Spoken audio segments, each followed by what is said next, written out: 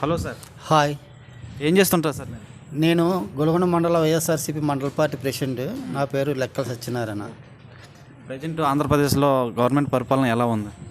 చాలా బాగుంది. అందరికీ అందుబాటులో గ్రామీణ ప్రజలకి, పట్టణ ప్రజలకి ఈ సచివాలయ వ్యవస్థలో ఏర్పాటు చేసి ప్రతి ఒక్కరికి కూడా అన్ని సంక్షేమ పథకాలు కూడా అందజేయడం జరుగుతుంది వైఎస్ జగన్మోహన్ రెడ్డి గారి నాయకత్వంలో. మరి ఈరోజు గతంలో సచివాలయాలు లేకముందు సంక్షేమ పథకం అంటే ఏటో టౌన్ వాళ్ళకి తెలిసే కాదు, రూరల్ వారికి కాస్త కోస్త ఏదో కొన్ని పథకాలు కమిటీల ద్వారా అది లంచాలు తీసుకుని ఇచ్చేవారు. ఇప్పుడు ఆ పరిస్థితి లేదు. మరి వాళ్ళ జగన్మోహన్ రెడ్డి గారు అర్హతే కొలమానంగా చెప్పి ప్రతి ఒక్కరు కూడా అన్ని విధాలుగా అన్ని పథకాలు చేసిన ఘనత దమ్మున నాయకుడు ఎవరంటే జగన్మోహన్ రెడ్డి గారిని చెప్పాలి. ఇవాళ గ్రామాల్లో పరిపాలన చూస్తే మరి గ్రామ సచివాలయ వ్యవస్థ మరి గాంధీజీ కన్నా మరి వ్యవస్థని ఈరోజు జగన్మోహన్ రెడ్డి గారు గ్రామ పరిపాలనలో అన్నట్లు తీసుకొచ్చారు.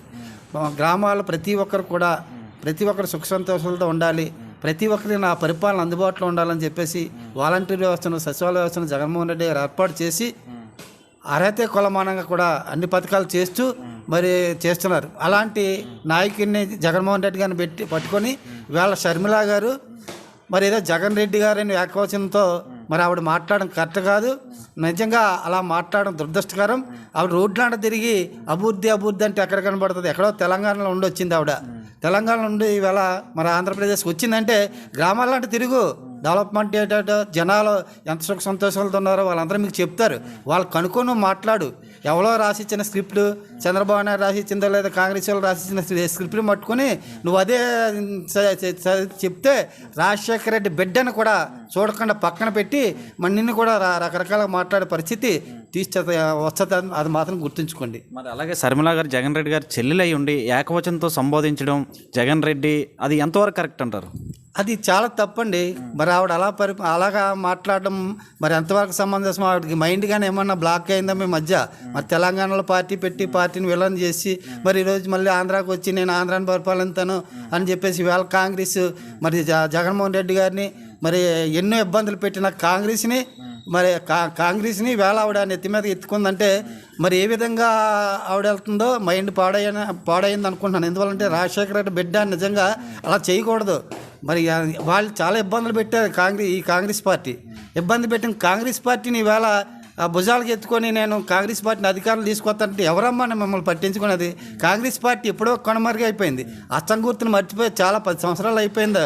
అస్తం గుర్తుని మళ్ళీ కోలుకోవాలంటే మళ్ళీ మళ్ళీ రాజశేఖర రెడ్డి లాంటి వారు ఎవరో పుట్టాలి. ఇవాళ మా జగన్మోహన్ రెడ్డి గారు ఆ బిడ్డగా ఉండి ఆయన వారసత్వాన్ని ఆయన యొక్క ఇదిని తీసుకుని వెళ్తున్నారు. అలాంటి నాయకుడిని ఎవరు ఏం చేయలేరు. మరి నువ్వు ఏ విధంగా ఏకవచనంతో జగన్ రెడ్డి అంటున్నావు అంటే మరి నువ్వు బ్రాహ్మణ్ పెళ్లి చేసుకున్నావు, నువ్వు పంతులమ్మ అయ్యండి మా జగన్ రెడ్డి గారిని విమర్శిస్తున్నావు అంటే మరి శృతి మించిపోతే మేము కూడా చాలా విధంగా మాట్లాడతాం. మరి మా రాజశేఖర రెడ్డిని కూడా ఆ గౌరవాన్ని కూడా పక్కన పెట్టవలసి వస్తుంది.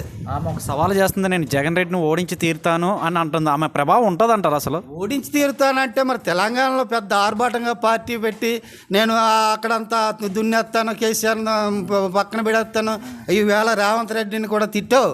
మరి రేవంత్ రెడ్డి ఆక్వచ్చిన చాలా విధాలుగా తిట్టావు. మరి ఆ రేవంత్ రెడ్డిని ఎత్తి మీద పెట్టుకొని మరి వేళ కాంగ్రెస్ పార్టీని మళ్ళీ ఆంధ్రాకి వచ్చి నువ్వేమో పొడి చేస్తాను, దున్నేస్తానంటే నిన్నెవరమ్మా పట్టించుకునేది?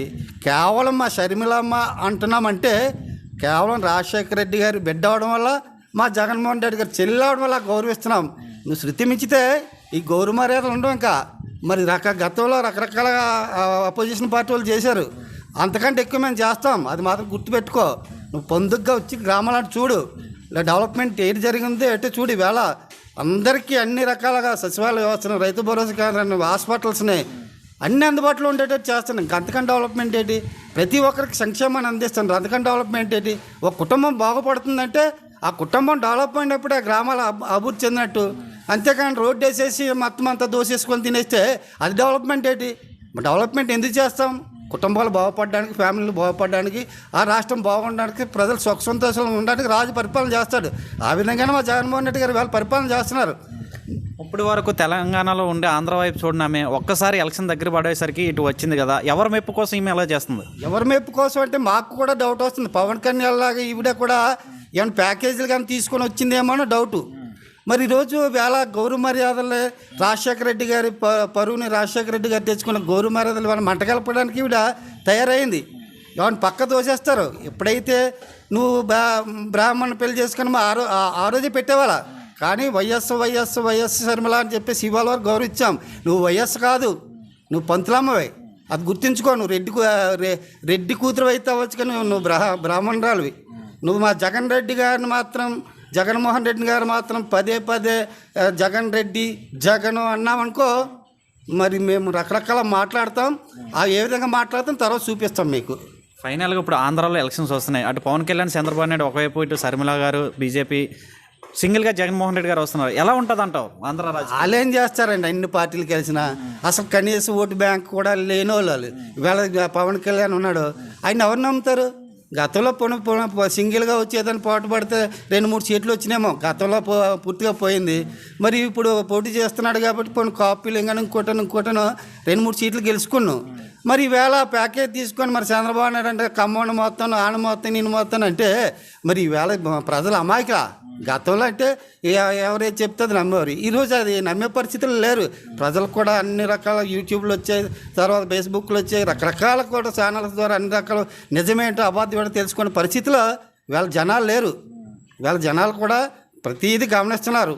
టైం వచ్చినప్పుడు చూపిస్తారు. ఏదో మా మొత్తం కలిసిపోయాం, జగన్మోహన్ రెడ్డి గారిని ఓడించేస్తాం అని చెప్పేసి ఏదో పలుకుతున్నారు తప్ప జగన్మోహన్ రెడ్డి గారు ప్రజల గుండెల్లో గుడి కట్టుకొని ఉన్నారు అందరు కూడా. మరి 175 వస్తా అంటున్నారు జగన్ గారు. తప్పకుండా. ఎందువల్లంటే అలాంటి పనులు మేము చేసాం. మా జగన్మోహన్ రెడ్డి గారు మా నాయకుడు చేశారు. ఇవాళ మా ఎమ్మెల్యే గారు చేస్తున్నారు. టౌన్ అంటే అభివృద్ధి కనపడేది కాదు. ఇవాళ ప్రతి ప్రతి వీధిలో కూడా సీసీ రోడ్లు, ప్రతి వీధిలో కూడా మరి అన్ని రకాల సదుపాయాలు కల్పిస్తున్నారు. ఎవరండి అలా చేసింది ఇప్పటి వరకు? మా గణేష్ గారికి వేళ 5,20,00,000 రూపాయలు టౌన్ డెవలప్ చేయడానికి మా జగన్మోహన్ రెడ్డి గారు ఇచ్చారు. గతంలో ఎన్ని సంవత్సరాల పరిపాలన ఏ నాయకుడని చేశారా? చూడండి ఎంత డెవలప్ అవుతుందో. డెవలప్మెంట్ అంటే ఎక్కడ చూస్తున్నామా? నువ్వు హెలికాప్టర్లో తుస్సుమని ఎక్కడో తిరిగితే టౌన్లో అంటే కారు మీద వెళ్తావు. ఇది నీకు ఏటి కనపడుతుంది? అక్కడ గ్రామాలంటే తిరిగి చూపిస్తాను డెవలప్మెంట్ ఏంటి, ఏం చేశారు అన్నది. ప్రజలు ఎంత సంతోషంగా ఉన్నారో చూపిస్తారా? మరి మా మారుమూల ప్రాంతం, మా పాతమలంపాడు పంచాయతీ 14 విలేజ్, ఆ విలేజ్లోనే చూద్ది కానీ ఒకసారి. ఎందుకమ్మా అలా మాట్లాడతావు? నీకు అసలు మైండ్ చెడిపోయిందా నువ్వు? ఈ మధ్య నీ కొడుకేమో కమ్మవాళ్ళ అమ్మాయిని చేసుకున్నాడని చెప్పేసి ఆ కాస్ట్ ఫీలింగ్ కానీ కలుపుకుంటున్నావా? ఏ విధంగా నువ్వు తయారయ్యావు మా జగన్మోహన్ రెడ్డి గారిని విమర్శించడానికి? చాలా జాగ్రత్తగా ఉన్నామా. ఇప్పటికి కూడా గౌరవిస్తున్నాం. జగన్మోహన్ రెడ్డి బిడ్డ, జగన్ గారి చెల్లెలని గౌరవిస్తున్నాం. ఆ గౌరవం తీసేసే రోజులు వస్తాయి నువ్వు పొందుకుండకపోతే. Thank you.